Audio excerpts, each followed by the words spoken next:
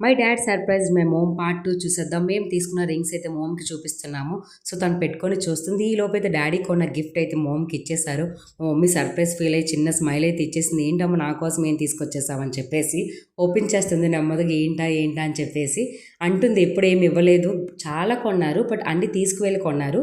So, తీసుకువెళ్ళకుండా సడన్‌గా కొనివ్వడం అనేది first time మాట. అందుకని చెప్పేసి చూస్తుంది మా మమ్మీ. సో, అదే ఆ గోల్డ్ రింగ్. డాడీకి అయితే చాలా బాగా నచ్చింది. సో, అందుకని చెప్పేసి సడన్‌గా కొన్నారు. మమ్మీ అడుగుతుంది ఎంత అని చెప్పేసి, ఎందుకు మనీ లేనప్పుడు అవసరమా ఇంత అని చెప్పేసి.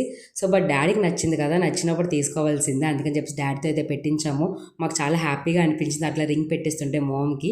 ఎట్లా ఉందో మీరు కూడా కామెంట్ చేయండి రింగ్. మాకైతే చాలా బాగా నచ్చింది. మోమ్ హ్యాండ్‌కి బాగుంది. బట్ చూస్తుంది ఆ రింగ్ చూస్తుంది. బట్ ఎంత అని అడుగుతుంది. ఎందుకు మనీ లేనప్పుడు అవసరమా ఈ రింగ్ అని చెప్పేసి అంటుంది డాడీని.